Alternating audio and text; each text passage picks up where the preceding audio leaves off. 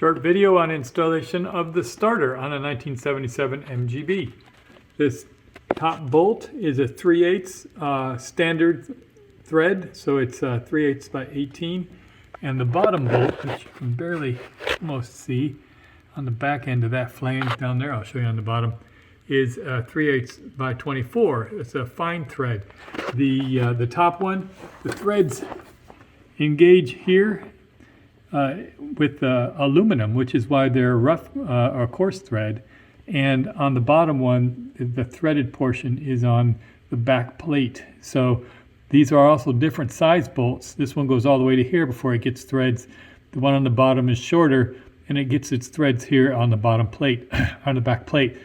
The other thing to consider is make sure that you don't have an oversized bolt or a bolt that's too long on the bottom, because that bolt, if it's too long, will interact or touch the flywheel, and you don't want that to happen.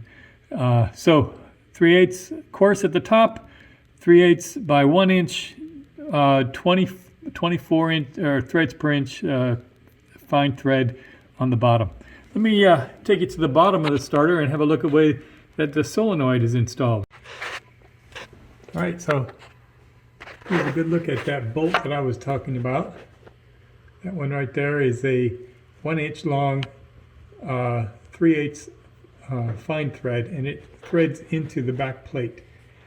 All right, so the solenoid right here, the positive wire from the battery comes all the way up here, and it connects to the solenoid post right here. The other wires that from the main wiring harness also connect here. So all of the electrical power from the battery is connected right here at the solenoid. So you need to make sure that you have some good jam nuts. Now here's the trick. This post is not imperial, it is metric.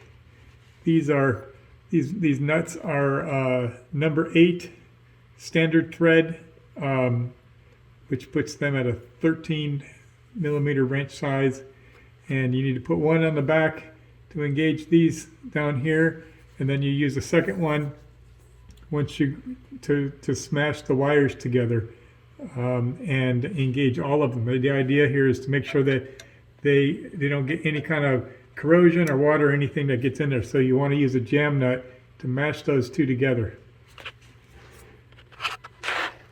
Another additional task that I recommend that you do when you're making these connections, take a little Brillo pad, in this case I just a little green scrunchie, and just make sure that there's nothing in there. Just pinch it off and make it nice and clean. See how that nice exposed metal? And then the last thing, before you make your connections, this is down here where water is going to splash and whatnot. So throw some dielectric grease in there, just some battery terminal protector on there. It is a positive terminal, but you know what? You don't want to get any kind of problems with, losing continuity. So just throw a little dielectric grease in there, and that'll keep them from getting corroded.